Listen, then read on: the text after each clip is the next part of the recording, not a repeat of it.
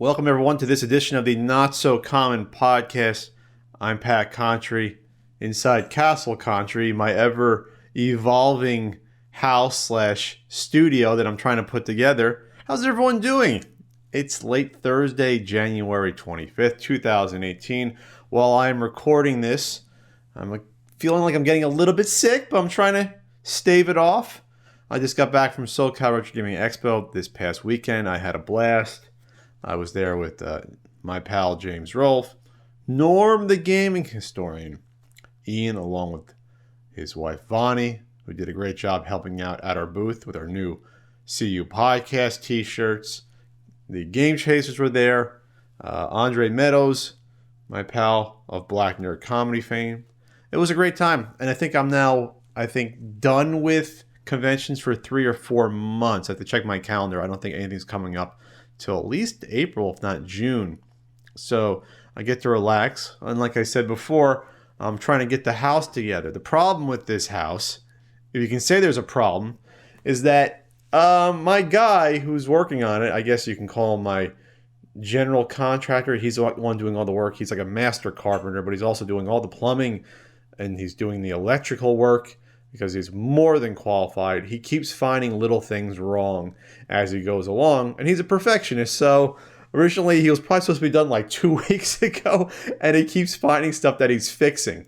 And it's not probably going to cost me a huge amount more to get it fixed, but it's frustrating to see him go around and be like, oh man, look at this. This was just done awfully. This guy did not know what he was doing. And I'm just like, oh, please stop telling me these things, Rob, please. I spent a decent amount on this house. I can't return it. This isn't like, bringing back an old NES game to Toys R Us. Once you bought it, you're pretty much done. And actually, the old NES game, you couldn't really return unless you lied and said it was broken. That was sort of final, those sales. But everything's coming together. It's just now I have to organize my shelves in the game room. I sort of have my computer desk fully together as well. I actually got a new desktop computer, well, a new used one that I'm going to be adding probably in order to stream, in order to also do the podcast better. Not that the laptop I have, this MSI laptop, is not weak at all, but the desktop's going to be quicker no matter what. The desktop's always going to be a little bit quicker, and even if it's a slightly older video card, the ones inside the laptops comparatively are toned down in terms of power, because you don't want to blow up your laptop and be able to cook an egg on them. So I'm chugging along here, doing the best I ever did. Why do I keep singing that? I sang that on the podcast, I think. Oh man. So what are we talking about today? Well, the XFL. So Vince McMahon is bringing back the XFL to 2020. He announced that he had like a 25-minute press conference today. Kind of bizarre. He had like the CG green screen. Is that a new flavor, like Ecto Cooler? Green screen background of like XFL helmets. He had real. It was a conference call. He had real reporters on the line to ask him questions for 25 minutes. So, what do you want to know about the XFL? Well, it was two seasons originally, 2001, 2002. It was a spring league that started soon after when the NFL season usually ends. The Super Bowl is usually the first week of February. And it didn't do well. The first year, I believe, it was on NBC, because I think they were the only major network that did not have any NFL games on. And ratings quickly plummeted. It was just a trashy spectacle, skimpy cheerleaders. You had The Rock cutting promos on the field, and Vince. You had pro wrestling announcers doing play-by-play, Jesse Ventura. Just a bizarre mix of, I guess, the end of the Attitude Era WWE with football. And the football on-field quality wasn't the best.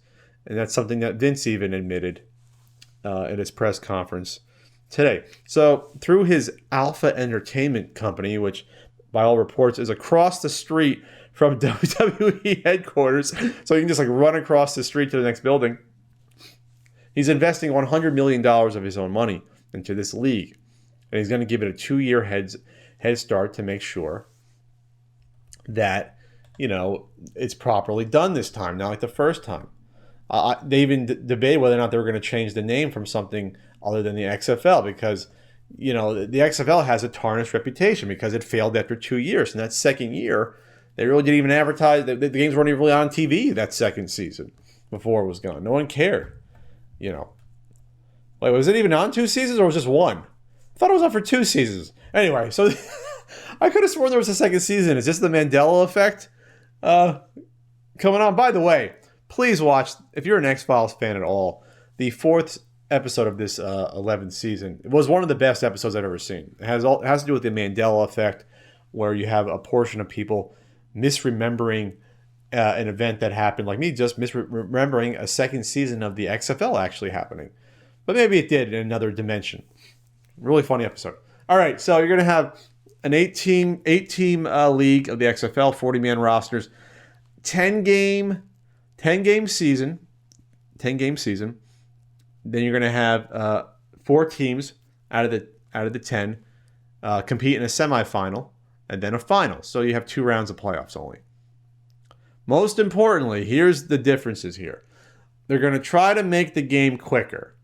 Now, not in terms of speed of players, because these are going to be players that couldn't make it in the NFL. These are players that are going to come from the CFL, Arena League. They're going to come from semi-pro leagues, most likely. And they're going to come from college students that couldn't make it in the NFL. And maybe NFL washouts and dropouts, like maybe Johnny Manziel. Definitely Tim Tebow they're going to try to get. Tim Tebow's like 30 years old, but if they got Tim Tebow and had him play quarterback, that'd be a huge get. People would at least check it out for one game. And what if you had, I don't know, recently retired players or players that, I'm thinking it's not going to be like the big 3 Ice Cube basketball league, because that was, from all accounts, not good basketball at all. And those are players that probably should have been playing any professional sport, again, from what it sounds like. But at least with football, maybe you can hide that in a larger team game with 11 guys in the field, that the fact that maybe their athletic skills have sort of dropped off. But if you can't make it in the NFL, maybe you're still good enough to play, anywhere else in the world. I don't know if they have a lot of professional football, American football leagues throughout the world. But anyway, I'm going off on a tangent here. Okay. So they want to try to do quicker games, 2-hour game time goal. So a typical NFL game is about 3 hours long. And I would say that it doesn't feel that slow. Like a baseball game feels slow, especially if you ever go in person. A baseball game is like a picnic that never ends with overpriced food. A football game, if it's entertaining and the play, there's not a lot of penalties, there's not a lot of challenges and timeouts, a football game could go at a pretty good clip. There's only like a couple minutes in between the 4 quarters in an NFL game besides the halftime, which is usually about 10 minutes.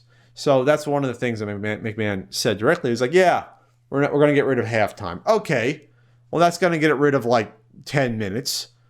So you're probably going to still have a break of about 1 or 2 minutes. So really, you're cutting down like 8 minutes or so. Okay, I get that part of it.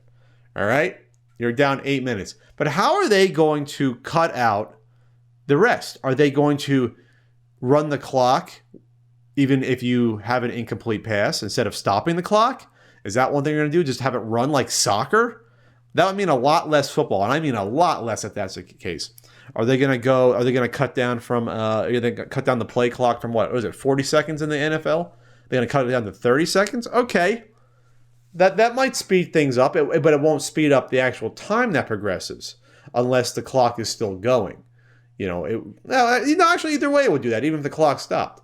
There's only so much you can do to speed the game up. You can't have a 20-second play clock. That would be insane. And even cutting it to 30 seconds might be bad because if you have a long pass for a completion of, like, say, 50, 60 yards, then you got to run all the way down the field, all the 22 players. You have to reset up. You got to call your play and then go.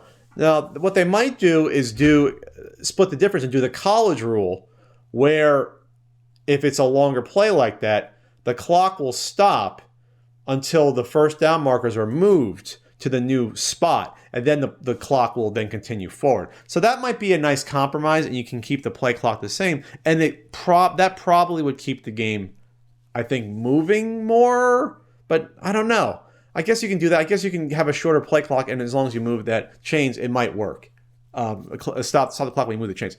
Either way, I think what Vince was getting at here, the real way, probably the truest way that you cut down the time in football is you get rid of a lot of the penalties. And that's the scary part.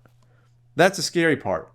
Vince had recently, I think over the past few months, complained about all the penalties in football, the unsportsmanlike conduct penalties and the personal foul penalties for like smashing guys with bad tackles and late hits. And, so, all right, you're going to get rid of those penalties. And there's only like 2 or 3 of those a game. There's not a lot. The problem is, at the same time, McMahon was saying, we're going to make this, he kept saying reimagining football. There's only so much reimagining you can do and keep it professional American football, first of all. But he kept saying, we're going to make this a safer game. You cannot allow like helmet-to-helmet hits and roughing the passer to occur and not call penalties and claim that's going to be a safer game. We're in the era of post-concussion syndrome, CTE. Rob Gronkowski got demolished in the AFC Championship game. He may not even play in the Super Bowl from a bad concussion. This is the era we're in now. We're in the era of the NFL paying off hundreds of millions of dollars to over potential lawsuits because of CTE, and people think they were covering it up allegedly.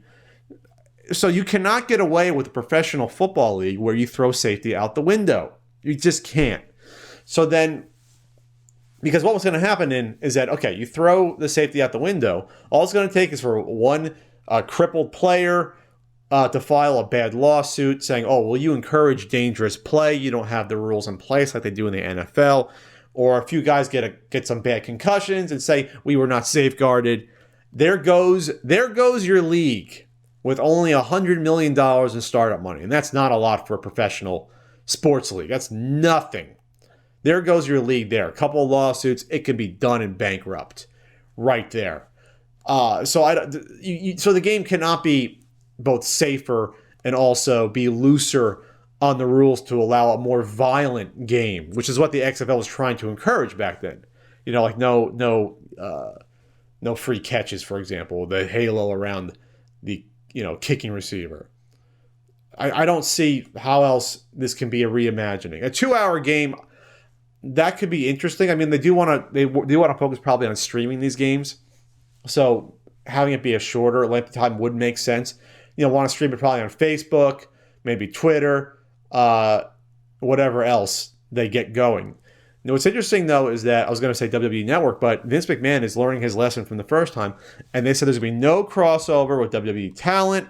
He's not going to be the face of the brand at all. He said that. I mean, Vince realized, this is not good. People will think of wrestling and thinking that this is a fake sports league, and you can't have that. So he's going to hire, he says, good professionals to run the league and probably be the president, and what have you, the commissioner. Maybe they'll get Eric Bischoff to be the commissioner. They'll get Mick Foley. But seriously, I think this is not the best idea. It failed the first time. There's only so much football I think Americans want to watch. And now it is an expanding sport worldwide, but it is contracting a little bit in North America. I think people are turned off by the violence of the sport, the CTE, all the domestic violence going on there, and there's there's a decent amount of criminality that gets brought up with NFL players. Doesn't have the best reputation over the last 10, 12 years, especially. But what makes it more interesting is that Vince said any player with a criminal record is precluded from playing. So someone asked about Johnny Manziel, and Johnny Manziel has a criminal record. So that would mean he would be out. But that would be the first name I would think of, because he's now going to be playing in the Canadian Football League, and I would get Johnny Manziel back. And he's not that old. What is he, 26? He's not that old a guy. And he would be a big draw. again, these are castaways and send-offs that I would think of be the quarterbacks of the XFL. Maybe a 45-year-old Tom Brady who's going to be kicked off the team by Belichick, or 41-year-old next year. Interesting. The other thing that Vince said is that it's going to be non-political, non-social issues.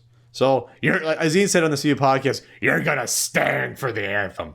He said, Vince, it's a time-honored tradition of standing for the anthem. All right, so I see what they're trying to market this towards. They're trying to market towards the, I don't know, and I won't say it's MAGA football, but I don't know. I don't think there's that big amount of people that's really stopped watching the NFL because of it.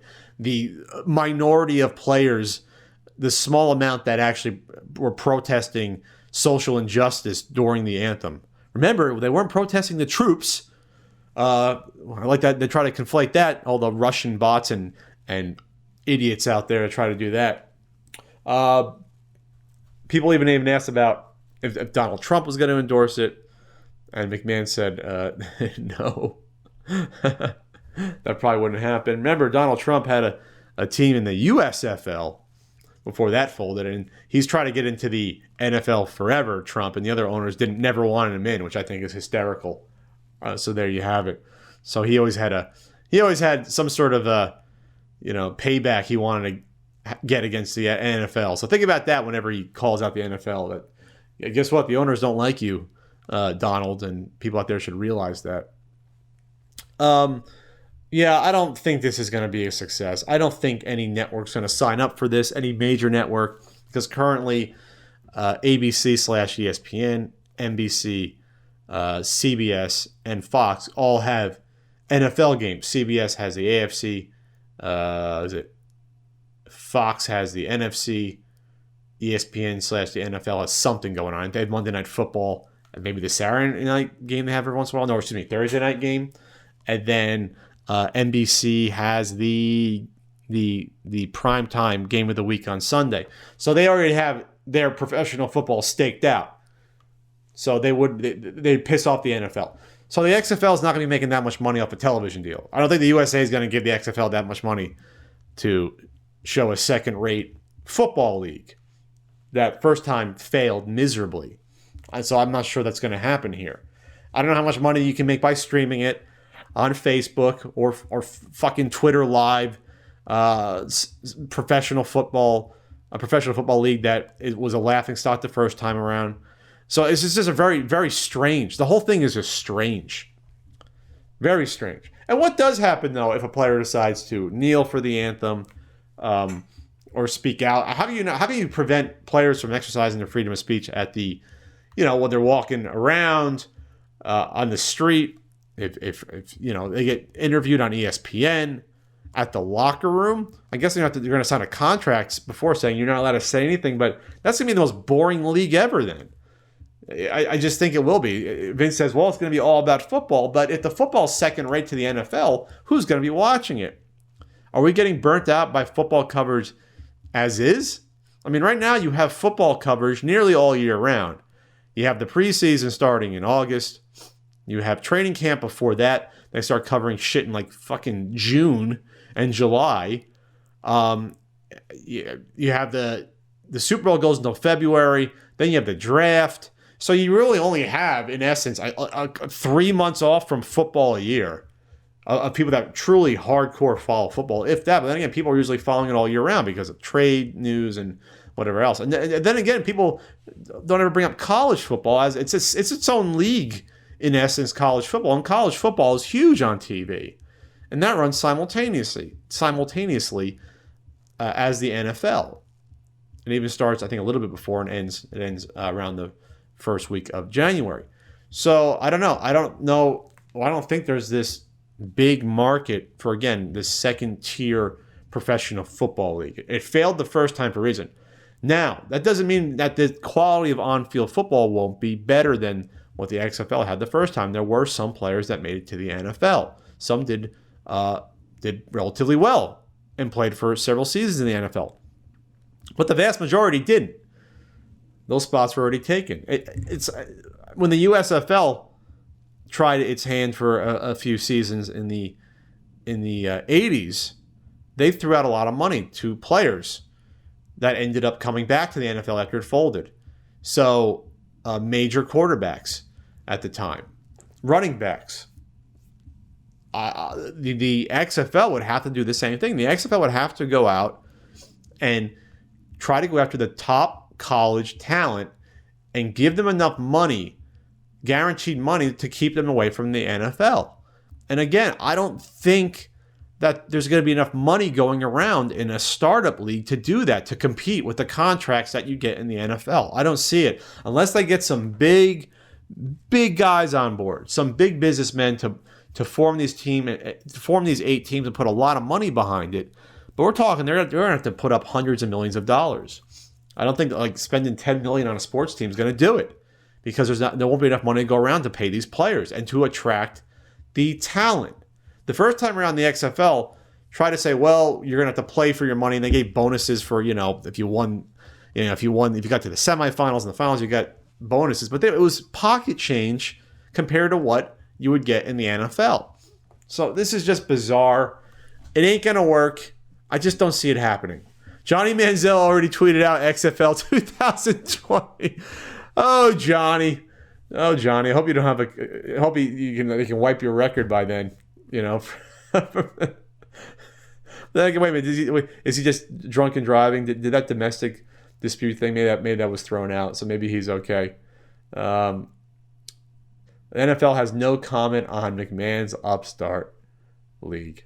Well, you know what? Maybe they'll get a San Diego XFL team, because that dumb owner moved the team because he was a greedy bastard to LA. And San Diego needs another sports team here. It would be the San Diego Friars or something. I don't know what it would be here. The San Diego Fish Tacos. Yeah. This is going to be strange, but people are going to watch at least. People are going to watch the first game, maybe the first 2, and then like last month they're going to be like, okay, I had enough. This is not worth my time. This is either, if not a freak show, this is something that's going to be just not worth it. They said they're going to try to be innovative and do interesting stuff. I mean, but the NFL is pretty innovative. The only thing they don't have is just live mic'd up players. But I don't think you would get away with that, at least on network TV, to have live mic'd up players or having, cameras on the sideline right aside the coach. I mean, the NFL has been pretty innovative even lately with stuff. Besides having the first down markers on the screen so you can see them, some of the games now you get like the Madden above the field behind the quarterback view of the action for the game, and it's pretty fucking cool. It makes the game so much more fun and to watch, because you can kind of see, like it's like a video game. You can see potentially the whole play area more so than the quarterback, and you get a feel for the routes being run more so than watching it going left to right. And the NFL, they're pretty good at getting this stuff going with the different angles. It's not like Vince is going to be able to put in more money in terms of production that the $100 billion NFL cannot. They could just, if anything, the NFL can just see whatever the XFL did and be like, oh, that's interesting, and just take it and do it better, because they have way more resources and moolah in order to pull it off. Not the great moolah, but, moolah meaning money. McMahon said seeing the NFL's troubles, which included a consecutive year of decline in ratings, didn't have to do the time with his announcement. Yeah, that means that I think people were just done. Some sports decline, some rise. The NBA's NBA every year is getting more popular and more popular because it's a star-driven league. You have a lot of outspoken players. You have players that hate each other. You have feuds between guys like Kyrie Irving hating LeBron James and getting traded to the Celtics. You have Kevin Love on the Cavs and the team hating him and yelling at him because they didn't like he was sick. So you have all this drama always going on in the NBA. The players and refs are yelling at each other every night. You have a reason to tune into even like these weird, middle of the season NBA games. So it's interesting what's going on with the NBA. I've been watching more NBA action. I've been watching more NBA the past 3 years than I had since probably the 90s. So it's even got me hooked. Not that I don't watch the NFL anymore. I still do. But the NBA, for a reason, is the fastest growing sport in the U.S. Hockey, yeah, well, that's never caught on the way I like to have. So there you have it. Vince is going to try to do it. I think it's going to fail. Safer, quicker, faster. Yeah, you can't do all three of those at the same time. All right, moving on. Let me tell you about Dollar Shave Club. That's right, Dollar Shave Club. You get a great shave delivered for just $1. You can go right now to dollarshaveclub.com/Pat. You can try any razor for just $1 with free shipping, and there's no obligation. You can cancel at any time. I like the executive razor. It's a 6-blade cartridge. So you get the razor and 4 6-blade cartridges a month. So that's only $1. It's only $1 for the first month, and it ships free. If that's too much for you, they have the 4X, and like the name says, it's 4 blades and 4 stainless steel cartridges, or you have the Humble Twin, which I think is Ian's favorite, and that you get, it's a dual blade cartridge, and you get 5 of those. So again, go to dollarshaveclub.com/Pat and check it out. They also have other stuff. They have stuff for your beard. They have those one wipe Charlies on there. They have shampoos and soaps and aftershave and anything that you want to use while you're in the bathroom. Or I guess you can shave if you're, my grandfather used to shave in that weird sink with the lava soap in his garage. You can do it there too. But yeah, again, it's just $1 and you can cancel anytime, and you get free shipping at dollarshaveclub.com/Pat. I want to talk about Toys R Us. A few people out there, faithful listeners, there's a few of you of the Not So Common podcast, wanted me to talk about Toys R Us. Toys R Us is closing a bunch of stores, a bunch. They filed for bankruptcy in 2017, bankruptcy protection. Remember, that doesn't mean bankruptcy doesn't mean you're going out of business necessarily. That's not good. It means you're protected from debtors coming after you and just gutting your company. That's what bankruptcy protection really is. People that owe your debt, or people you owe money to. Bankruptcy says, well, okay, we're protected now. No one could, got to give us time here to fix this ship because we're in trouble. And that's basically what bankruptcy protection is, without going into more detail that I probably don't know. That's probably all I know. See, sometimes I pretend to know more than I actually do. But so Toys R Us is closing a shit ton of stores.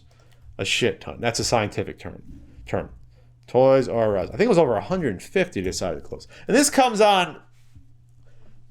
in the wake of Radio Shack closing. I think Radio Shack closed dozens of stores. They closed dozens of stores last year. My local one here in San Diego closed. Very sad. I honestly said I should have offered to buy the shirt off one of the employees' backs the last day, or stolen the Radio Shack sign off the top of the building. I should have done that. Didn't. Gonna regret it. But I'll go online and buy a Radio Shack shirt right now on eBay. All right. So Toys R Us is going to close 20%, 1/5 of its U.S. store fleet. 180 stores, which means that they had about 1,000. Wow. In a bid to restructure the company and emerge from bankruptcy protection. All right. Now, this has to be approved by the courts, obviously, this plan of action. They're based in Wayne, New Jersey. I always forget that Toys R Us is based in New Jersey. I don't know why. I've driven past the headquarters before. Number of its existing locations will be co-branded as Toys R Us and Babies R Us stores. All right. So some areas have a Babies R Us. They used to have Kids R Us. Those I think are all gone at least 10 years ago. Kids R Us used to be right next to Toys R Us. And if you were a kid like me, you dreaded if you're in my case, my mom would take me to Kids R Us, which was a clothing store, which included babies' clothes, took us to that and skipped the Toys R Us next door. And that would happen to me, and I would cry about it. My mom bought me jams and my Husky shirts because I was fat and chubby. And cute, but chubby with my hair and my dimples. Where was I? All right. They are closing 180 stores. The 83 locations in Canada won't be affected for whatever reason. I guess in Canada, people still like going out to retail stores to get toys that they can get for cheaper online. And that's really the issue here, isn't it? Online sales. So when people on Twitter are saying, oh, it's a shame they're closing these stores, It's not like Toys R Us wants to close these stores. They ain't making the money they used to. You got people buying toys and video games online. They're buying them on Amazon. They're buying them at Target. They're buying them at Walmart and other big box stores where Toys R Us can't compete with it. They can't compete with the volume that a Toys R Us, Target, GameStop, they're getting these games much higher volume. They're paying less. They can afford to then have more sales, price them at a lower cost to the consumer. What's called the loss leader, meaning that we can get people into our stores by maybe breaking even or even losing a little bit of money on a lot of these items. Toys R Us apparently can't afford to do that, and that's so they're losing out. And plus, nowadays it's not like back 20 years ago, even 15 years ago. It was a lot harder to not just buy the toys and games that came out, but to figure out what was coming out. You would have to go to a Toys R Us. Think about in the late 80s, early 90s, you're buying G.I. Joes or Ninja Turtles. You had no fucking clue when the new set of G.I. Joes were going to be out or what was coming out. You would go to the Toys R Us and you would see on the wall, wow, look, it's the second edition of Storm Shadow. Now he's a good guy. Wow, Tunnel Rat, look at that figure. The backpack is so huge. Oh, Ninja Turtles are now here. Oh, wow, there's Casey Jones. Nowadays, there's no reason to go out and really browse around a Toys R Us the way you used to.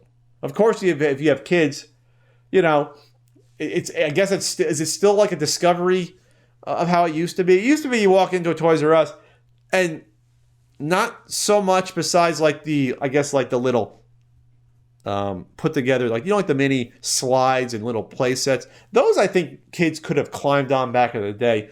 But Toys R Us, there wasn't a lot of toys out to play with. Obviously, famously, the Nintendo stuff and video games and the radio controlled cars, you had to get a ticket in order to go in the back and get them. And even like the Cabbage Patch Kids, you couldn't just grab them off the shelf. You had to grab the ticket, redeem it, go to the freaking prison Vegas cash exchange, area in the back, and they would get your item off a shelf. But Toys R Us never had that extra appeal of, hands-on activities. I always go back to Kids R Us, Kiddie City as an example, even KB to an extent, where everything was more hands-on. And it just seemed friendlier and more approachable. Not that Toys R Us was not bereft of any enjoyment. Absolutely it was. But it always seemed like that was secondary. And now, in this day and age with the cyber, I sound like Donald Trump. With the cyber, we're going to be good with the cyber. With the internet and being able to discover information about toys, and besides being able to get them cheaper online, there are less and less reasons to walk into a physical toy store more than ever. It's a shame, but that's the case. So yeah, the Kids R Us closed stores are gone. Those were a mess, and they gave me bad memories of crying most of the time going into them. But it's a shame, but this is just the way. This is the way of the world nowadays. You can't cry for the closing of physical retail store locations, but then also at the same time indulge in your Amazon Prime membership and buy stuff online every day, and and shop on eBay and browse online for the best deal. Not saying you can't or shouldn't do that. What I'm saying is it's hypocrisy to do that and then also lament that, oh no, Toys R Us is closing. It was my favorite place. But I'm not saying it's not sad, but you are a part of the problem, the general you. But I'm not saying that this should not happen. This is the changing marketplace. This is capitalism. This is what happens. Major store companies go bankrupt, they shift. Sears is in trouble. Sears has been around since what, the 1890s or earlier? And they're in trouble. Or early 1900s, like 1905, I don't know. But you see what I mean? A lot of these toy store chains before, Child's World, Children's Palace, whatever, they're gone. They got put out of business by Toys R Us. KB Toy Stores used to be the biggest one before Toys R Us blew up when the malls blew up in the 80s, but now KB's gone. This is how it works. Stores serve their function to the public and to the consumer. And if they can't adapt to the marketplace, they die out. That's just how it works. It is sad. It is sad. But I can't tell you the last time I bought something at Toys R Us. The last few times I went to a Toys R Us and I looked for something, which was probably like, I don't know, trying to find a Wii U, 5-6 years ago when it first came out. Or trying to find, I think I was trying to find maybe like a NECA figure, exclusive NECA figure or something. You walk in, you don't see it, you leave, because the people that are going there are scalpers. So blame the fucking scalpers, because my money is no good there because of the scalpers. But when you look at the stores that are closing, it is sad. I look at the New Jersey list. I look at the North Brunswick store. I look at a Union store. New Jersey, Paramus. These are stores that I either visited Wayne, New Jersey, East Hanover, Elizabeth. I've been to the Elizabeth store. That's a big fucking Toys R Us. Yeah, I've been to either 5 of these stores that are being closed in New Jersey, or I've at least driven past them multiple times. Yeah, Elizabeth, East Hanover, Paramus, Wayne. I don't think about Burlington, no. And it's sad. Bridgewater, it's sad. The Watch-On one is still going to be there, though. Because these are major areas. Union, New Jersey, North Brunswick. These are on Route 22, Route 1. These are major thoroughfares. And they can't pull in business? They have thousands of people driving past every day to and from work. These are in like shopping complexes, a lot of these, with other shops. And they can't pull in business. It's not the death of all of these big retail locations, but it's not good. It's not a good sign as I hear a fucking dog whining outside. Jesus Christ. What are they? They just closed a bunch of Sam's Club stores. Sam's Club, that's like a Costco or like a BJ's Wholesale Club. They just closed a bunch of those with no warning at all to even the employees. So even like these gigantic wholesale places aren't even doing as well as they used to. Let's see. Any in California that I've only been living in California for 8 years, and I really haven't been that many. Let's see. There's a couple here from San Diego that, yeah, I've been to either one or both of those. At least driven past them. They're closing. I'm not going to have a Toys R Us near me soon. Toys R Us. That's actually kind of depressing. Now that's depressing. So if I search for Toys R Us on a map, let's see. San Diego, Toys R Us. So yeah, the closest Toys R Us are going to be gone for me. The 2 closest Toys R Us are going to be gone. There's going to be 4 more left. What the hell is a Toys R Us Temp Express? What the hell does that mean? I don't know what that is. What the hell? There's a Toys R Us outlet center near the border? All right, I'm going to go there. I have no idea what that means. They're going to have like old Star Wars toys from the 80s in there? I don't know what that means. There's a Toys R Us outlet near the border, San Diego, the border with Mexico. What? That would be cool. You walk into there and you just see toys from like the 90s in there.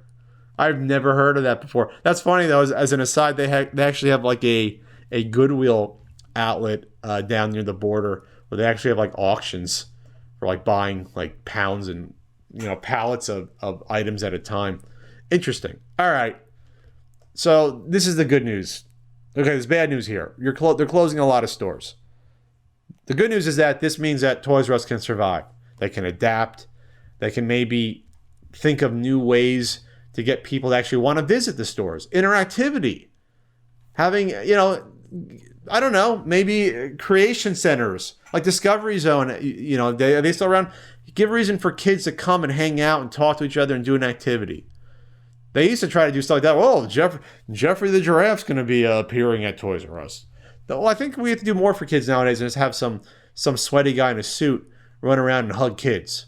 Well, that didn't sound too good. But you see what I mean? We need a better reason to have a retail toy store to exist besides that. Because if they just have the same toys, video games as anywhere else online, there's really no reason for that store to exist. There isn't. There just isn't. Yeah, see, they overexpanded. Yeah, 183 stores, including those under the Babies R Us nameplate, have at least one other Toys R Us store within a 15-minute drive. Yeah, there's just too many of them. There's just too many stores. The same way that they cut down all these GameStops. There was 2 GameStops that were, I don't know, a mile and a half from each other at most. Not even 5 miles. They had to close one. There was no point in having both open. Just a waste of dollars. Just a waste. So there you have it. They're going to try to reinvent the brand. They're going to try to, you always feel bad for the workers, of course. That's always it. Here's the good news, though, folks.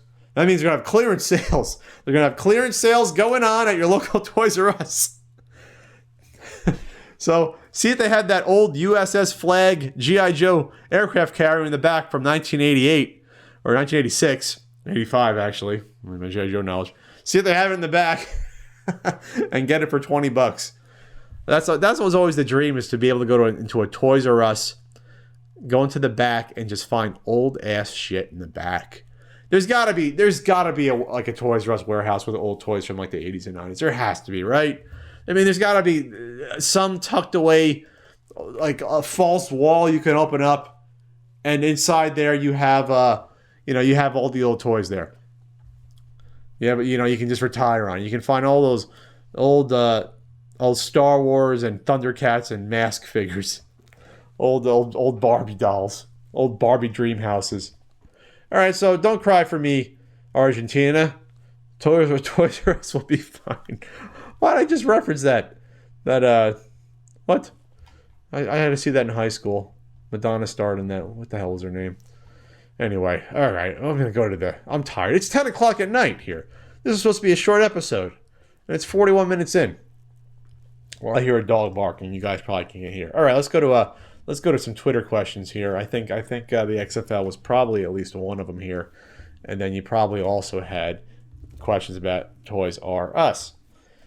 By the way, guys, the CU podcast, but also the Not So Common podcast. It's available on Stitcher, Podbean, iTunes, wherever you listen to podcasts, Google Play. So if you are listening / watching my goofy ass face in 4 different still shots on YouTube, smash the subscribe button on one of your podcast platforms, because then you can listen to the car, or if you're working out, you can listen to me and fall off the treadmill at the same time, because you can't believe how inaccurate and how full of myself I am.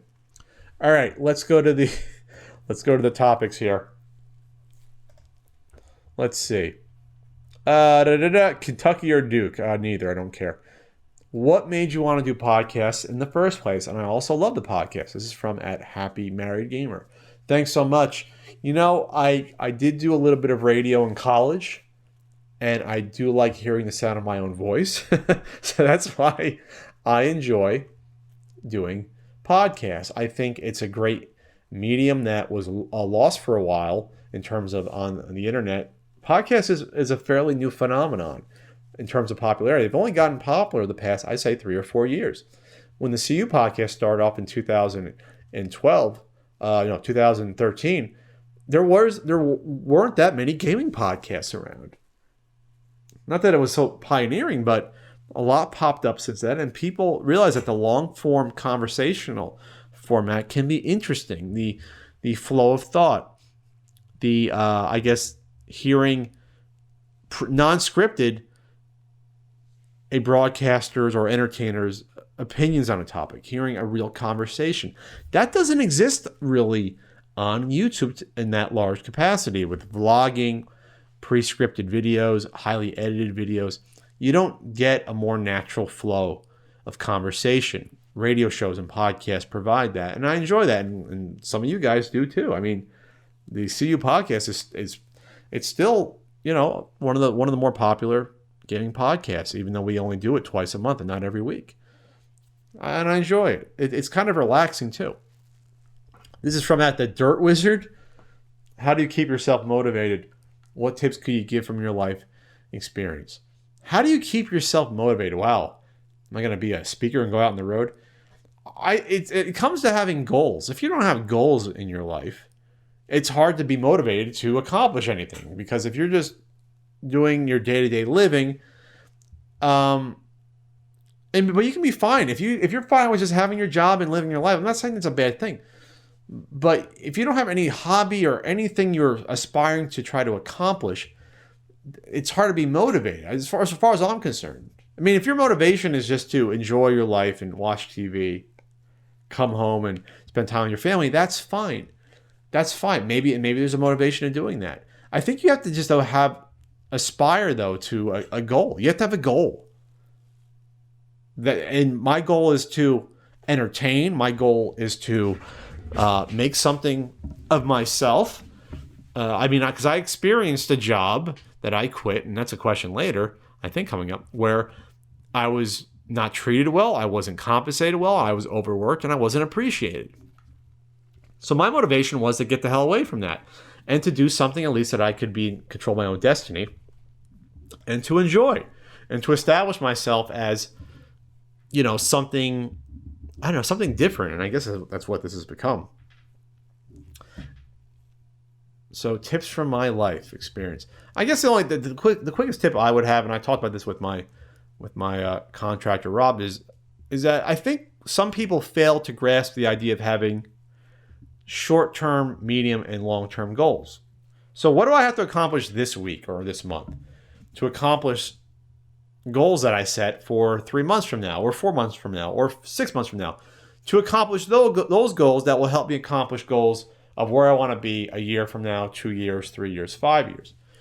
And I guess I take it for granted that for me, I always thought ahead. I always thought in the future, which I guess it can be in my detriment because that makes it a little more difficult in order to enjoy the present. If you're always thinking forward, thinking about where you were and where you're going versus just enjoying the moment now. But I think you at least, though, you have to enjoy the present more so than maybe I do at times.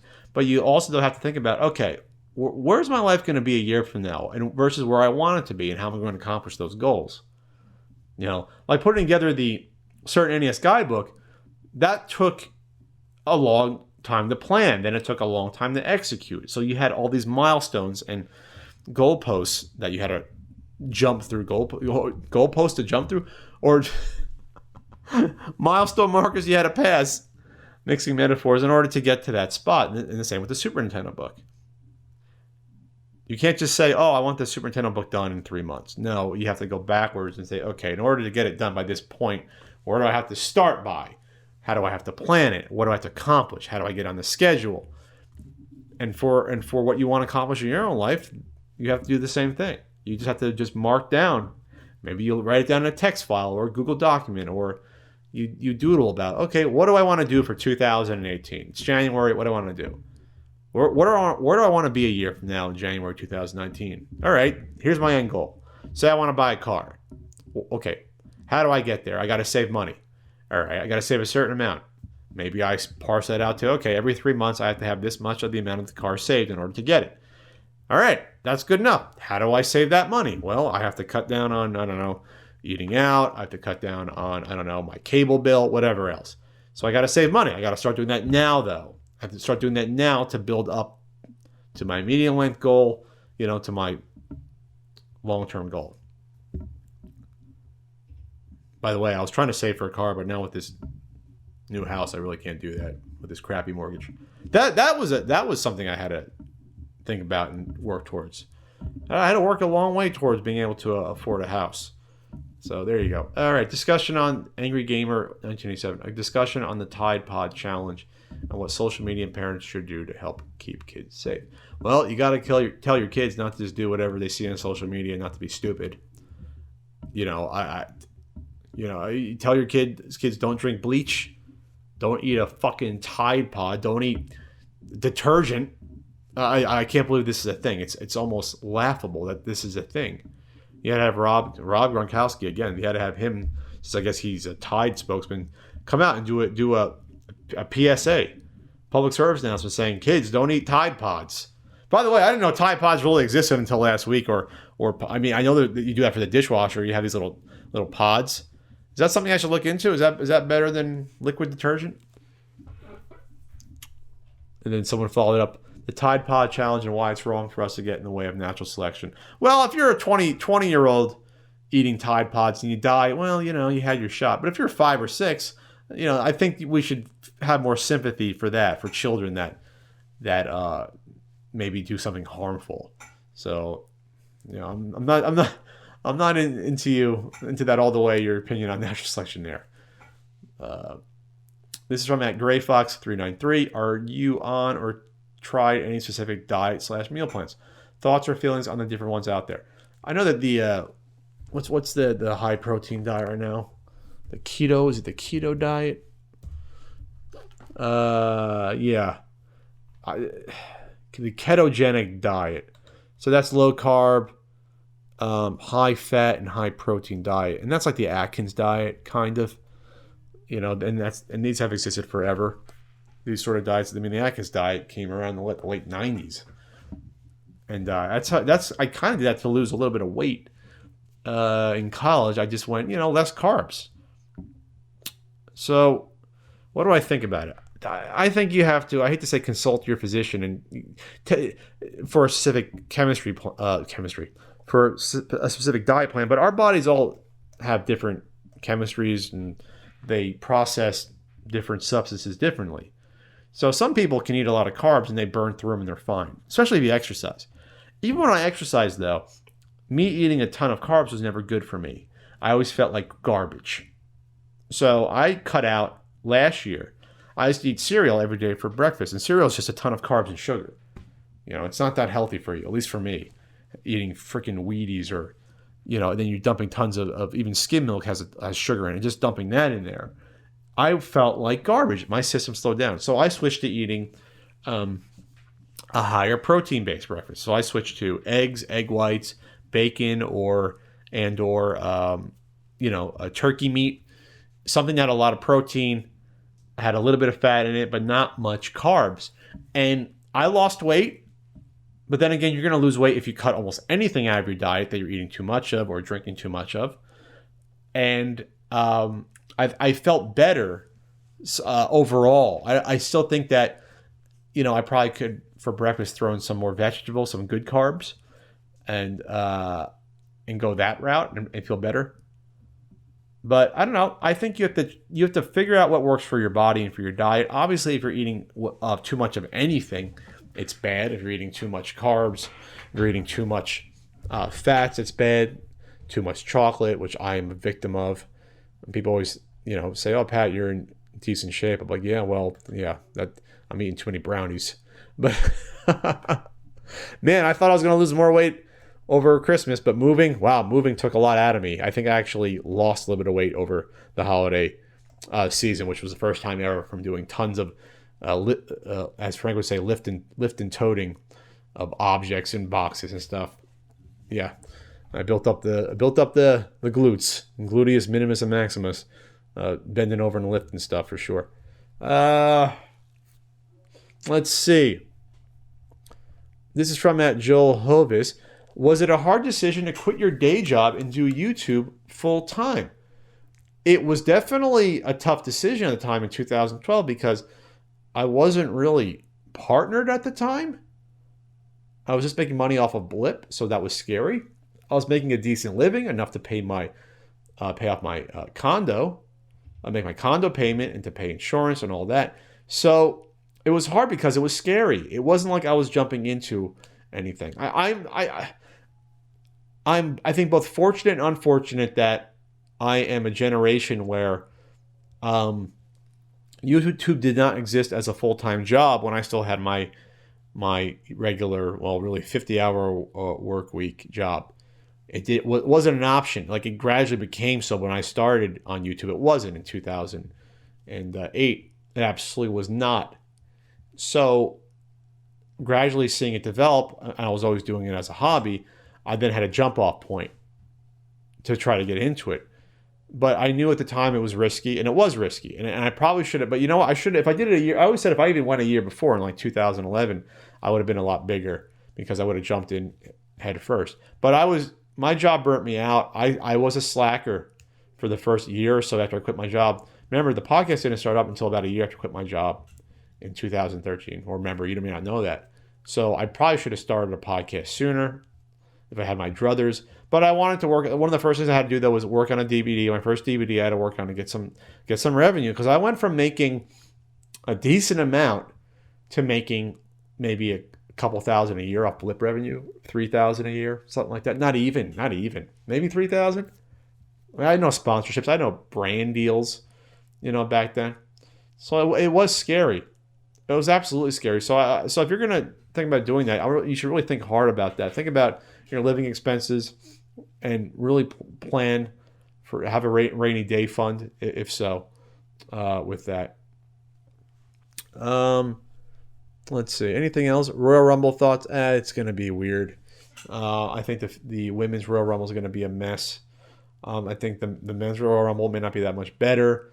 If Roman Reigns wins again, I'm afraid they're going to have him win for fucking fourth year in a row or whatever.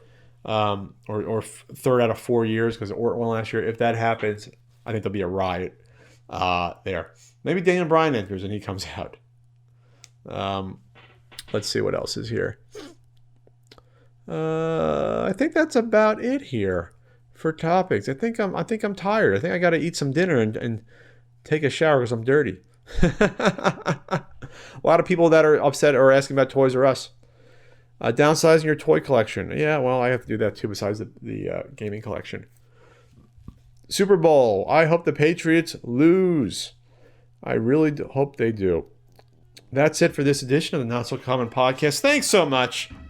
I say shorter. It was still almost an hour. Next time I'll have a guest on to limit my rambling.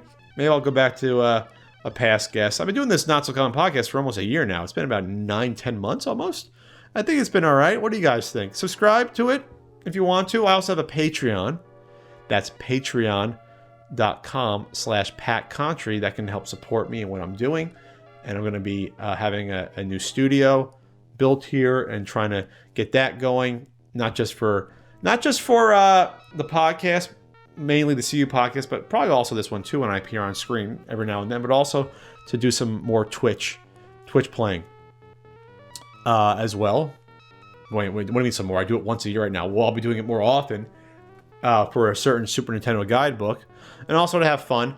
So that's going to be in the works as well. That'll get going. I just have to do that. I also have to put this game room together because a photographer might be coming out to take a picture or two of me for something I can't talk about right now, but that'll be interesting as well. Thanks so much. If you want to advertise, send me an email, notsocommon@thepunkeffect.com. So that's what's going on. Thanks, guys. We will see you in a couple weeks, and the CU podcast next week for your nice gaming news, as always. Thanks so much for your support. Here's to a nice 2018, even though we're already a month into it. Wow, this year is already going by quickly. I've already been in my place for over a month, and it feels like a year. So this is kind of strange. All right, guys, we will see you later. Man, I gotta stop rambling.